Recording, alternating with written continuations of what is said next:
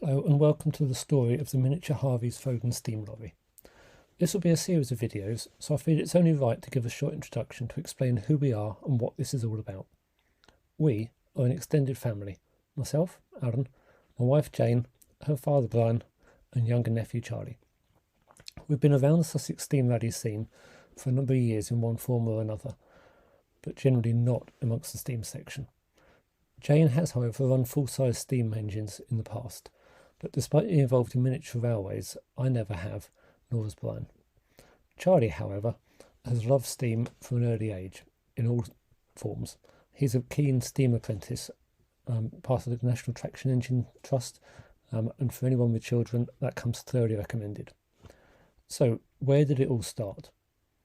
Well, after many conversations, at the Great Dorset Steam Fair 2017, Jane and I spoke with Steve Baldock at Steam Traction World and started to believe that whilst a full-size engine would obviously be beyond our means, a miniature might not.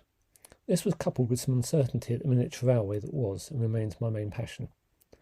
Miniature steam are all referred to by their scale size, so 3-inch means 3/12, i.e. a quarter, 4-inch means 4/12, i.e. a third, and 6-inch means half size. Although 4-inch are understandably popular and would have been smaller, easier to transport and build, and cheaper, we decided that as we wanted something that would be comfortable on the road, we needed to go bigger. Having looked at some of the 6-inch scale traction engines that weighed in over the 2-ton mark and cost way more than our budget, we eventually decided that the 6-inch Foden steam lorry was the way forward. There were no second-hand ones on the market at that time, and following the conversations with Steve previously, we decided that the way forward was to build one from a kit.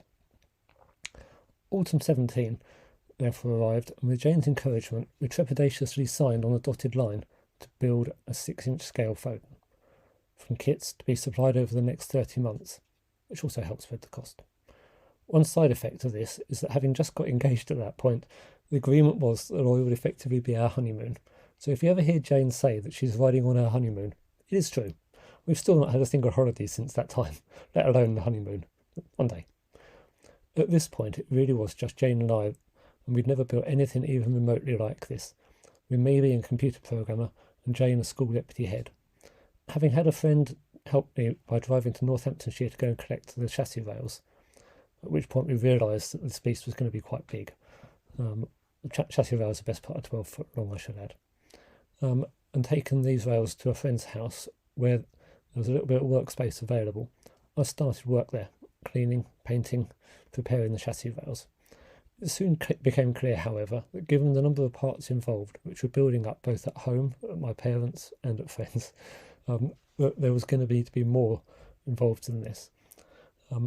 The workshop, indeed paint shop at home, was going to be needed if we were going to ever get this thing built. Production paused for a while. The space was cleared in the back garden at home, and probably to our neighbours' annoyance, a second-hand 10-foot by 6-foot shed was erected, kitted out with as much workspace as possible and every tool within easy reach. Little did I realise how much my tool collection would grow. The introduction to the build sheets say that a good set of vices, files, metric socket set, spanners, Allen keys, hammers, some drills, countersinks, and to quote, "By no means essential, but you may find the use of a small angle grinder a great time saver." Well, looking at the tools that I've ended up using, that seems so far away from what we ended up with. It's unreal. As it transpired, however, the decision to build a shed at home was fortuitous, because when COVID struck in 2020, it allowed me time to continue on the project. In reality, having this project to work on was a great benefit to one's mental health, even if there was a lot of swearing involved. Having the extra time available during the COVID period when there was no events on also probably took a year or more off the build. In 2020, Brian's domestic situation changed. He was able to join me on the project, which gave the project a renewed focus, and while he'd been retired for many years, his past experience in a fabrication workshop and as a DT school teacher proved to be invaluable and has helped us overcome many of the challenges of this project, something I'll always be grateful for. The aim of this mini-series is to show that we could make a working live steam lorry. Some dedication, life compromises, time and help, all required. But if people who, like me, had only ever dreamed of being able to have something like this, I can tell you that the feeling of pride when a stranger approaches the engine and makes positive comments really does make it all worthwhile, as does the fulfilment of driving the thing. I also intend to show some of the challenges that we hit and modifications that we've made to the designs, both during the build and over the first year of running, which might help other people building such a model. I know of a few. We'll also cover why the lorry is branded in the liveries of Harvey's brewery in Lewis, perhaps covering a little bit about the history of Lewis, Harvey's and the Foden. Finally, we'll show that operating a live steam engine can be challenging, but also very rewarding for all ages, from Charlie at the young end through to Brian, slightly older. And we'll go on to chart some of the adventures that, as I sit here, hopefully lay in our future. I hope you'll join us on the journey.